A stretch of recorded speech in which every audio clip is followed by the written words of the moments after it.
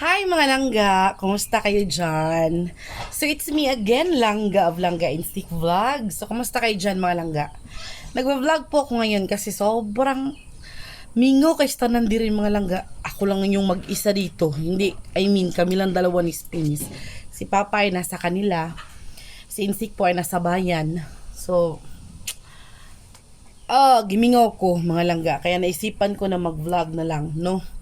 Since, meron tayong pag-uusapan for today's video. And habang nag-uusap tayo mga langga ay meron ako ditong isang orange at isang mangga nga nangunot. Nabili namin to hapon mga langga. Ay, nung isang araw pa pala. Nung nag-birthday ako. Kasi pumunta kami doon sa bayan, nakakita kami ng mangga na maliliit pero mabango, tapos matamis. Tapos si Insik, nakabili din siya kahapon sa tabo ng orange. Sobrang tamis, nakabili siya ng isang balot, 75 pesos daw. Ubus na, kasi sobrang tamis mga langga. Kaya ito yung lunch natin for today's video. So, hindi ako nag-lunch. Ito yung lunch natin ngayon kasi wala ako sa mood magluto ng sayote. Kaya ito na lang muna yung lunch natin for today. So, ayun mga langga, kumusta kayo dyan? So, balik na naman tayo sa dati. Lagi na lang tayo nag-iisa sa gitna ng dilim at basang-basa pa sa ulan. Char, bitaw. Kanta yun ha. Bitaw mga langga. Sasagutin ko lang po yung gusto ko lang pong ipaliwanag ulit. Kasi napaliwanag ko na ito noon. Siguro hindi niya nakita or bago siyang subscriber natin. Kasi nakikita ko sa kanyang parang bago lang yata siya. Kaka-subscribe lang yata niya sa atin kaya hindi pa niya alam or alam na niya pero hindi niya siguro alam na niya pero hindi pa niya masyadong na gets yung point ko. So ito po ay tungkol sa sa ating vlog lagi na minsan kasi mga langga sa vlog natin ay nagvo-voice over ako. So alam nyo naman no. Sa mga matagal ng subscriber ng Langga Insik Vlog, sa mga nagmamahal talaga, solid supporter at subscriber sa Langga Insik Vlog, alam na nila na kapag may mga music or kapag may mga tao bitaw na iba't iba yung sinasabi, hindi maganda, or parang nag-joke sila ng hindi maganda or nakakasama, yung mga ganun ba. Pero kadalasan talaga music yung dahilan kung bakit ako nagvo-voice over sa mga videos ko. Kasi kasi siya ang sabi niya sa akin na kapag nakikita niya daw, hindi ko na lang po papangalanan pero siguro kung makikita niya tong vlog na to or kung manunood pa siya dito, nalalaman niya na siya ito. Pero hindi naman po ako galit, pinapaliwanag ko lang po yung side ko. Kasi ang sabi niya po doon na kapag nanonood siya, every time na i-open niya yung aking video, tapos naka-voice over ako, ang ginagawa niya ay fino-forward niya or i-stop niya yung video kasi ayaw daw niya yung nagvo-voice over ako.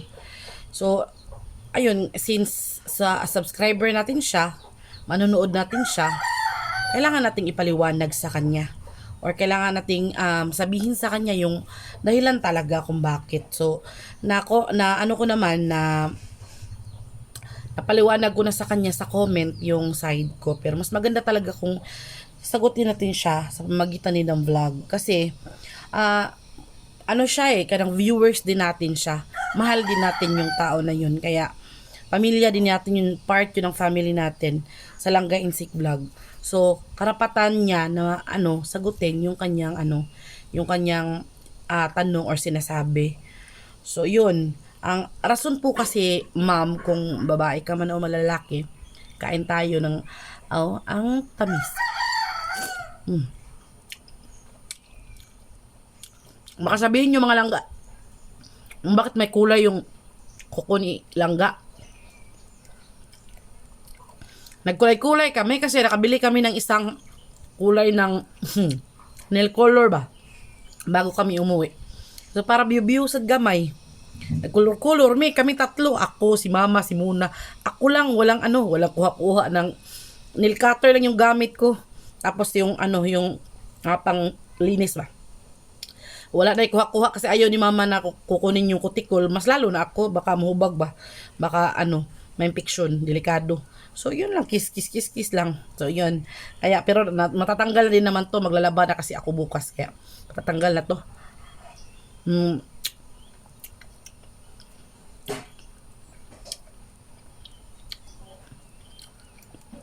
Back to our topic. Tungkol dun sa voice over. Ganito po kasi yun, ma'am.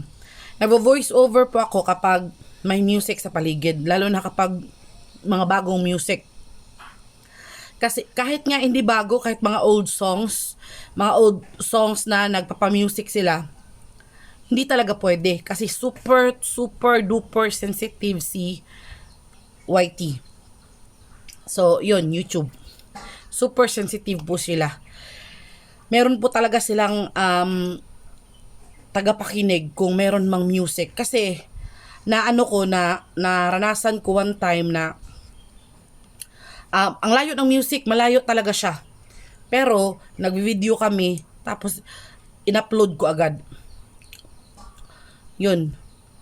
Na warning ako doon. Copyright claim. So, bale, yung video mo, maliit na nga yung kita mo, maliit na nga yung revenue mo, kailangan mo pang i-share doon sa may-ari ng music. So, yun po yung isa sa mga dahilan. Tapos, magkakaroon ka pa ng violation yung account mo sa YouTube. So, sobrang hirap, diba? Tapos, sayang naman kung masisira yung ating channel, diba, mga langga? Ang tagal naming binuno itong channel na to. Tapos, kasama kayo. Tapos, mawawala lang ng ganun-ganun lang. So, hindi natin pwedeng i-take ang risk kasi sa totoo lang talaga sobrang laking tulong nitong pag-vlog namin sa pamumuhay namin, mga langga, kasi paminsan-minsan nakakasahod naman kami, tapos dito namin nakikilala ang ating mga butihing sponsor, ang ating mga butihing followers, mga supporters talaga dito natin nakikilala sa platform na to. So wala ako sa Facebook, hindi ako masyado sa Facebook. Dito talaga ako sa YouTube. Kaya iniingatan ko talaga, ma'am, na magkaroon ng violation.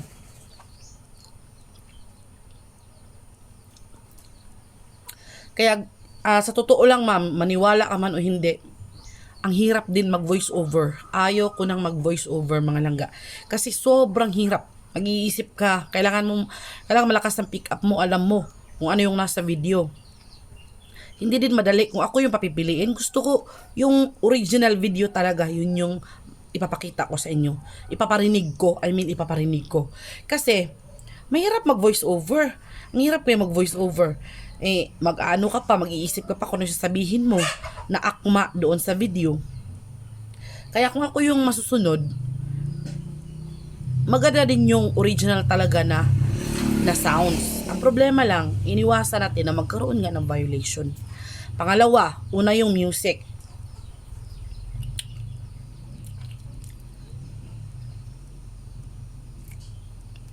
Pangalawa, kung sa paligid mo, like for example, nagkukwentuhan, nagtawanan, nagkakasayahan, tapos may mga bad words. Yun yung isa din sa iniiwasan ko na marinig ninyo, lalo na sa YT, yung bad words, kasi violation din yan. So, bawal basta maraming bawal talaga. Sa terms and conditions ng YT, yun talaga yung sinusunod namin. So, minsan nga, nakakalabag kami. Kaya, wino-warningan kami lagi. Ini-email kami na, ito, warning nyo. Pero, kapag copyright claim, automatic talaga, kukunin talaga yung share para sa singer. Diba? Yung singer, like for example, yung singer, artista, sikat na. Tapos, maririnig lang yung music niya sa video mo. Konti nga lang yung nanonood sa'yo. Tapos, isi-sharean pa. Diba? Like for example, yung kita ng ng video mo na yun, $2 lang. Tapos, kailangan mo pang i-share doon sa may-ari ng music. Kunti lang yung music na naririnig. Basta marinig nila na may music, kahit gaano pa kakunti yan, i-share talaga nila yung revenue mo. Instead of 2 pesos sana, at $2 sana yung kita mo, $1 na lang. Kasi yung $1 mapupunta sa singer. Ganun siya ka-stricto, ka-sensitive, mga langga.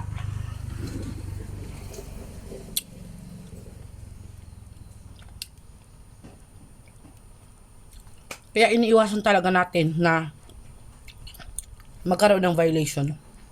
Pangatlo, kapag naririnig nyo po or kapag sa background news, sa background or sa original audio, may mga pangit kayong naririnig or may mga may mga jokes na hindi nyo magustuhan. So ganun pa rin naman yung gagawin nyo.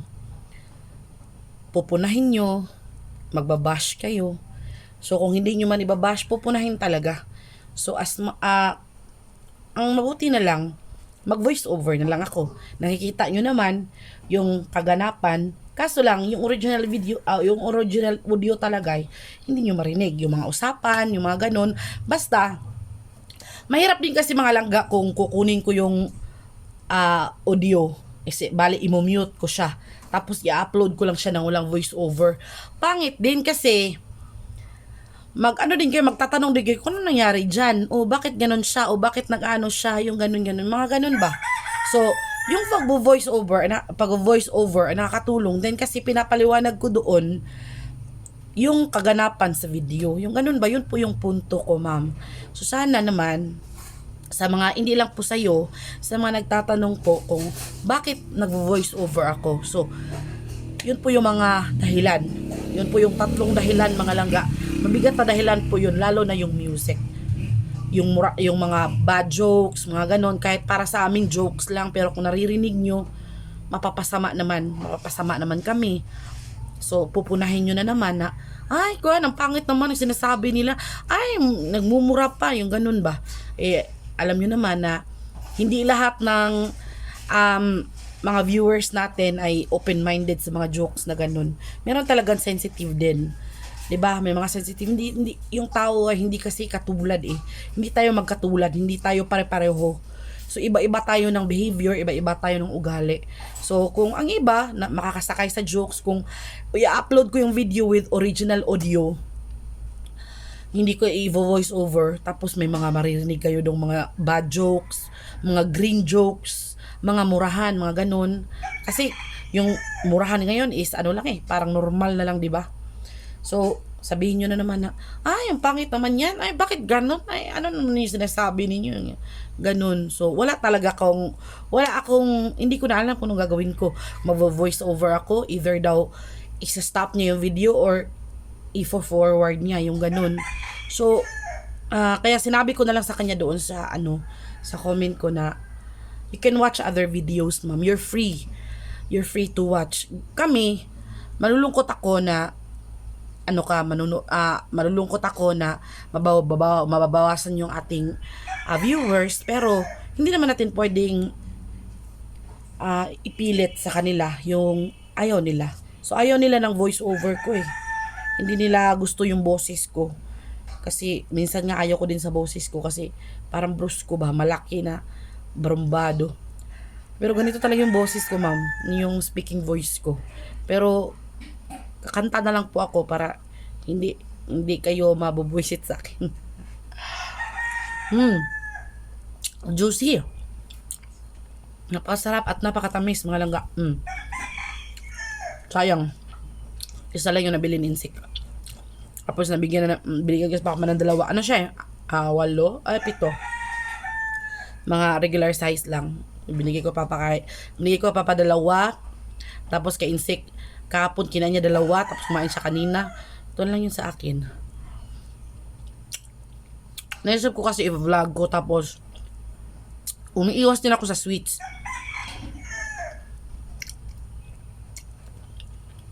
Kasi yung birthday ko, kumain ako ng cake. Birthday ko naman, kaya nag-cheat day muna ako.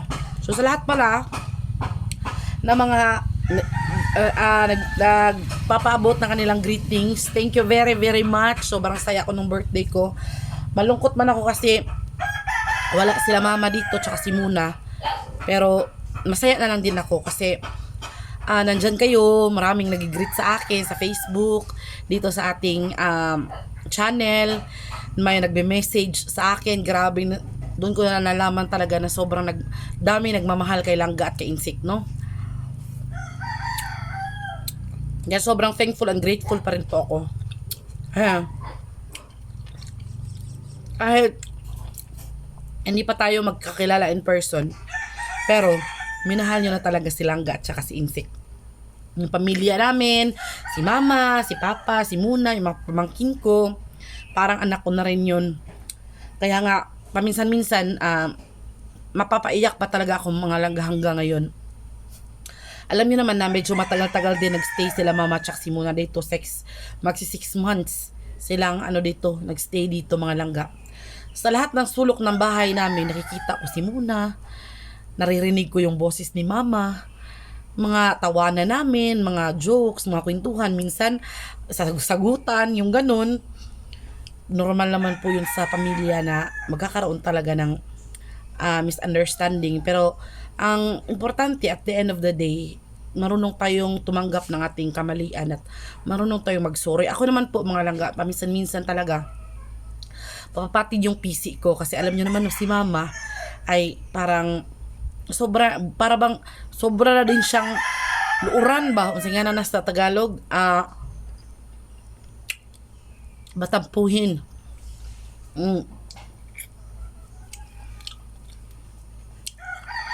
Kapag hindi ako makasabay sa kanila sa pagkain kasi busog ako,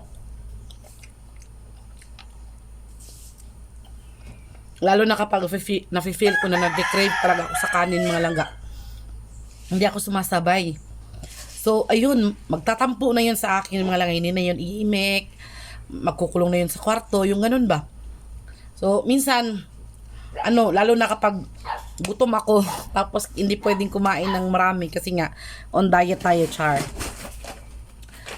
Kaya masabi ko sa kanya, masasagot ko talaga siya. Pero hindi naman yung sagot na pabalagbag na sagot, no?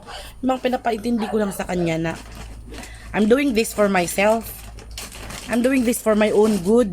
Para din sa akin to na hindi ako maagang mamatay. Yung ganun ba, pinapaintindi ko sa kanya yung ganun. So ayun, meron pa ako i-share sa inyo mga Langga. Ito. O diba? O, anong tingin nyo dito mga Langga? Anong tingin nyo dito? Pinya yan. O diba, pinya. Pineapple. O diba? Ang laki. 4 kilos to mga Langga.